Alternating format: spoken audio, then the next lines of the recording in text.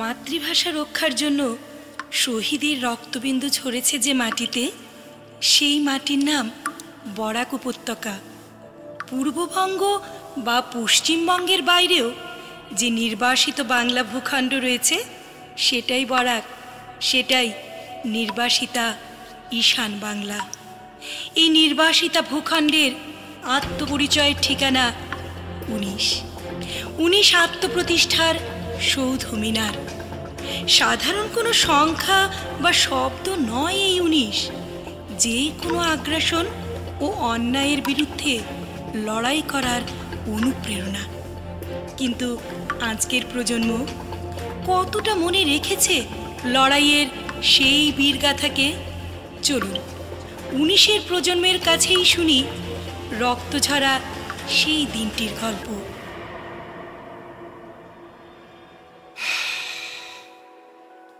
কি ঘটেছিল 19শে মে? সেটা 1960 সাল, তারিখ 17ই ডিসেম্বর। রাজ্য জুড়ে অনসমীয়াদের প্রবল বিরোধিতা সত্ত্বেও ভাষা বিলের অনুমোদন জানিয়েছিলেন তখনকার রাজ্যপাল বিষ্ণু সহায়। সেই কুখ্যাত ভাষা সার্কুলারে বলা হলো, রাজ্যে থাকবে শুধু একটাই ভাষা, অসমীয়া। সেটা মেনে নিতে পারেননি তখনকার শুভবুদ্ধি সম্পন্ন মানুষ।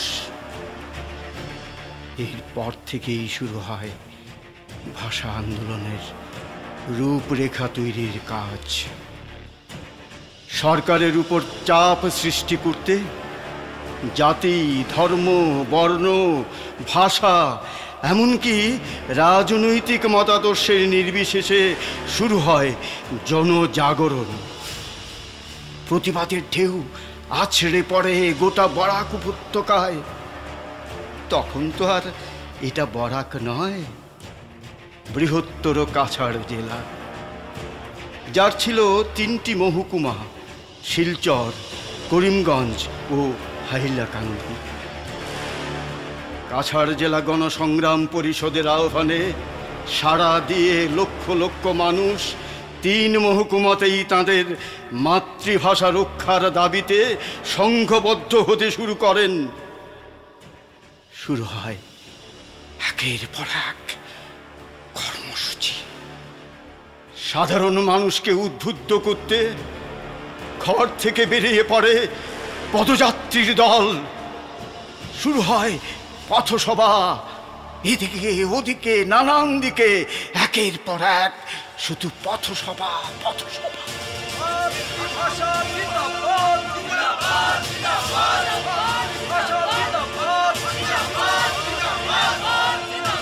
বধিরের কানে আওয়াজ পৌঁছতে হলে আওয়াজটা জোরালো হওয়া দরকার। ক্রমাগত আন্দোলনেও যখন সরকারের টনক নড়েনি, তখনই জননেতা রথীন্দ্রনাথ সেন বলেন, বন্ধুগণ, দাবি আদায় না হওয়া পর্যন্ত আমাদের বিরতিহীন আন্দোলন চলবে। আগামী 19শে মে কাছাড় জেলায় পালিত হবে হরতাল কর্মসূচি। সমস্ত দোকানপাট, হাটবাজার, অফিস আদালত, রেল, বিমান, স্কুল, কলেজ সব কিছু স্তব্ধ করে দিয়ে প্রশাসনকে অচল করে দেওয়া হবে। সংগ্রাম পরিষদের ওই সভায় সবাই স্বেচ্ছায় অর্থ সাহায্যে এগিয়ে আসেন। স্লোগান উঠে,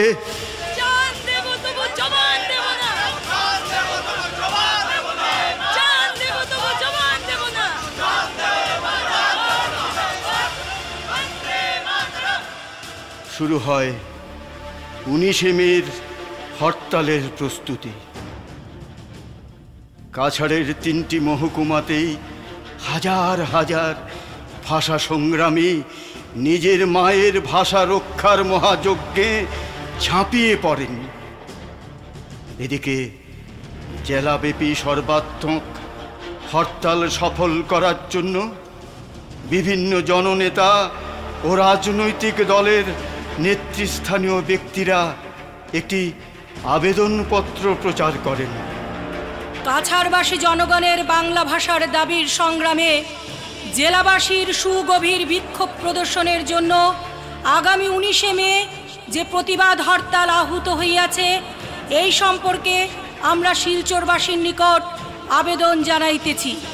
দোকানপাট, যানবাহন ও প্রাত্যহিক কাজকর্ম বন্ধ রাখিয়া তাহারা এই হরতালকে সর্বতোভাবে সফল করুন। রেল ও বাস যাত্রীদের নিকট আমাদের আবেদন, তাহারা বাস ও রেল যাতায়াত ওই দিন সম্পূর্ণ বন্ধ রাখিয়া এই বিক্ষোভ প্রদর্শনকে সফল করুন। এই ন্যায্য প্রতিবাদ হরতালের বিরুদ্ধে সরকার উগ্র দমননীতির যে মহড়া দিতে আরম্ভ করিয়াছেন, তাহা অপ্রয়োজনীয় বিবেচনায় আমরা তাহার প্রতিবাদ জানাইতেছি। ইহাতে শান্তি রক্ষার মহড়া না হইয়া অহেতুক প্ররোচনা ও চাপ সৃষ্টি হইতে পারে। আমরা আশা করি সরকার দমননীতির পন্থা গ্রহণ করিবেন না। সর্বশেষে আমরা নাগরিকদের কাছে আবেদন জানাইতেছি যে তাহারা যেন সর্বাবস্থায় শান্তিপূর্ণ থাকিয়া জনসাধারণের অনমনীয় দৃঢ়তা ও শক্তিকে প্রকাশ করেন। সেদিন 19শে মে ভোরের সূর্য ওঠার আগেই শিলচর রেল স্টেশন দখল করে নেয় হাজার হাজার সত্যাগ্রহী। ভোর 5:20 করিমগঞ্জগামী ট্রেন আটকে দেন সত্যাগ্রহীরা। কিন্তু সেই 7 সকালেই স্টেশন চত্বরে এক বিশাল পুলিশ ও সেনাবাহিনী পৌঁছে গিয়েছিল। সত্যাগ্রহীদের তীব্র আন্দোলন রীতিমতো কাঁপিয়ে দিচ্ছিল সরকারি সিদ্ধান্তের ভিত। সকাল 7:30 হঠাৎ করেই সত্যাগ্রহীদের রেল লাইন থেকে সরিয়ে দিতে লাঠিচার্জ করে পুলিশ, কিন্তু তাতেও কাজ হয়নি। যতই সময় যাচ্ছিল বাড়ছিল সত্যাগ্রহীর সংখ্যা। ঘর ছেড়ে বেরিয়ে এসেছিলেন এই শহরের আবাল বৃদ্ধ বনিতা। শুধু শিলচর নয়, করিমগঞ্জ ও হাইলাকান্দিতেও হাজার হাজার ভাষা সংগ্রামী ঝাঁপিয়ে পড়েছিলেন ওই দিনের আন্দোলনে। মুহুর্মুহু স্লোগানে কেঁপে উঠেছিল গোটা স্টেশন চত্বর।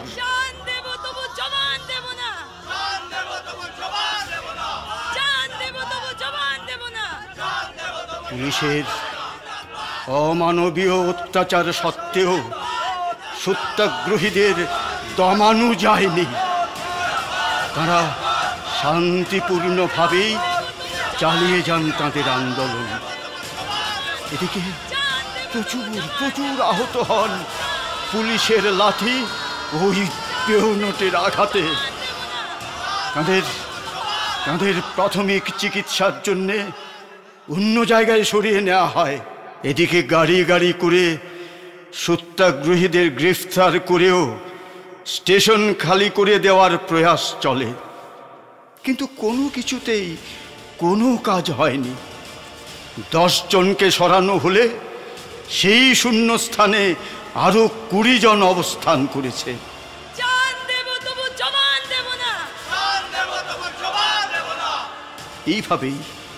এইভাবেই আন্দোলন চলতে থাকে। দুপুর তখন প্রায় 2টো। এদিনকার আন্দোলন শেষ হতে আর কয়েক ঘন্টাই বাকি। প্রচণ্ড দাবদাহের মধ্যেও রেল স্টেশনে অবস্থানরত সত্যাগ্রহীরা স্লোগান দিয়ে নিজেদের উদ্বুদ্ধ রাখছিলেন। বেলা 2টোর পর একটি বেডফোর্ড ট্রাক তারাপুর রেল স্টেশনের সামনে থাকা পূর্ত সড়কে এসে থামে। ওই ট্রাকে ছিলেন কাটিগড়া থেকে গ্রেফতার করে আনা 9 জন সত্যাগ্রহী। তারা কাটিগড়ার বিভিন্ন সরকারি অফিসে পিকেটিংয়ে ছিলেন, অথচ তাদের হাতকড়া লাগিয়ে গ্রেফতার করে আনা হয় নির্মমভাবে। জনতার ভিড়ে ট্রাকটি প্রবেশ করতেই স্থানীয় সত্যাগ্রহীরা ক্ষোভে ফেটে পড়েন। ট্রাক চালক গাড়িটি রাস্তায় রেখেই পালিয়ে যায়। সত্যাগ্রহীদের নিয়ে আসা পুলিশও হয়ে যায় উধাও। তখন কেউ বা কারা ট্রাকে লাগিয়ে দেয় আগুন। সঙ্গে সঙ্গে সামনে থাকা রিলিফ ক্যাম্প থেকে দমকল বাহিনীকে খবর দেওয়া হয়। আগুনের লেলিহান শিখা দেখে সত্যাগ্রহীরা এদিক ওদিক ছুটতে শুরু করেন। মুহূর্তে পরিস্থিতি আরো বিগড়ে যায়। পুলিশ ও সেনা জওয়ানদের লাঠি ও বেয়নেট চার্জে।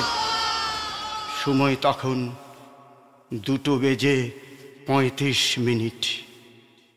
হঠাৎ করেই শুরু হয় প্রবল গুলিবর্ষণ।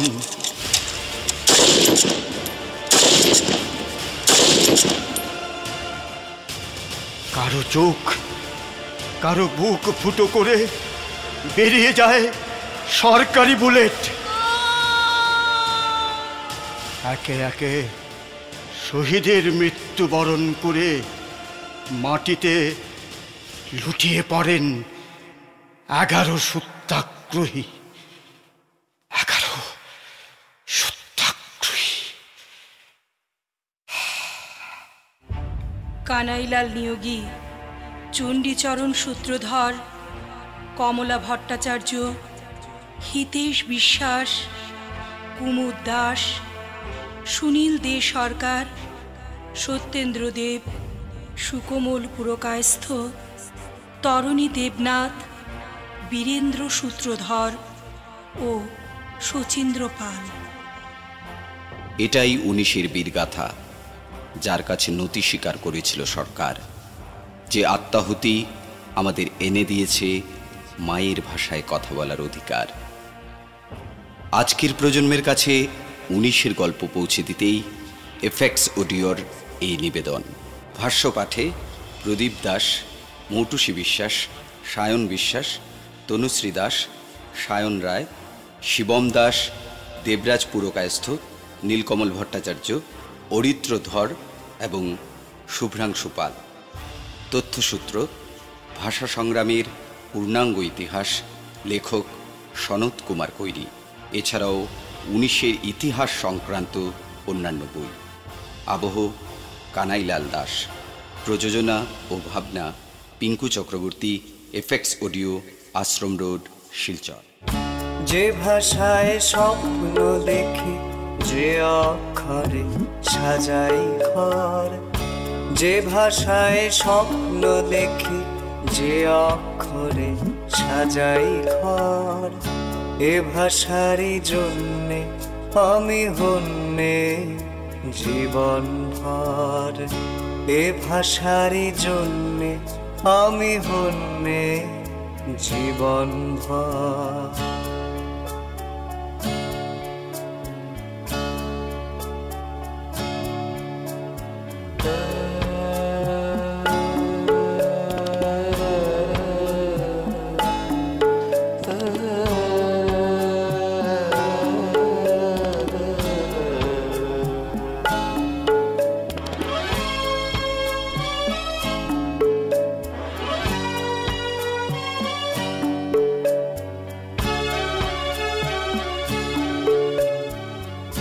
যে হরফে প্রজাপতি জিরোয় বসে, যে গানের টানে মাঝির নৌকো চলে, যে হরফে প্রজাপতি জিরোয় বসে, যে গানের টানে মাঝির নৌকো চলে, স্বরবর্ণের রাত্রি নামে ব্যঞ্জনেতে নতুন ভোর। এ ভাষারই জন্যে আমি হন্যে জীবন ভর। এ ভাষারই জন্যে আমি হন্যে জীবন জীবন ভর।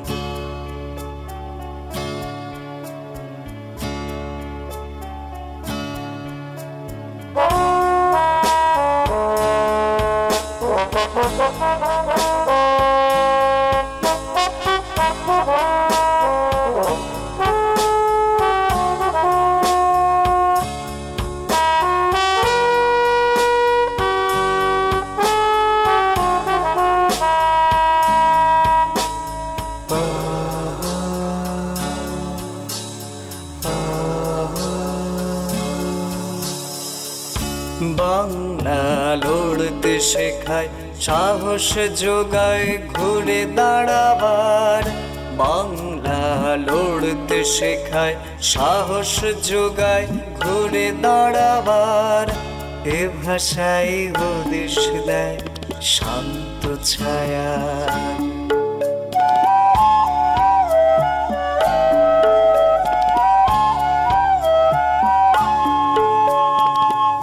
ব্যাকরণে জীবন কাঠির ছোঁয়া লাগে। এ ভাষাই দিন বদলের গল্প বলে। ব্যাকরণে জীবন কাঠির ছোঁয়া লাগে। এ ভাষাই দিন বদলের গল্প বলে। সমাসে সময় থামে, সন্ধি গড়ে নতুন ডোর। এ ভাষারই জন্যে আমি হন্যে জীবন ভর। এ ভাষারই জন্যে আমি হন্যে জীবন ভর। যে ভাষায় স্বপ্ন দেখি, যে অক্ষরে সাজাই ঘর। যে ভাষায় স্বপ্ন দেখি, যে অক্ষরে সাজাই ঘর। এ ভাষারই জন্যে আমি হন্যে জীবন ভর। এ ভাষারই জন্যে আমি হন্যে জীবন ভর। এ ভাষারই জন্যে আমি হন্যে জীবন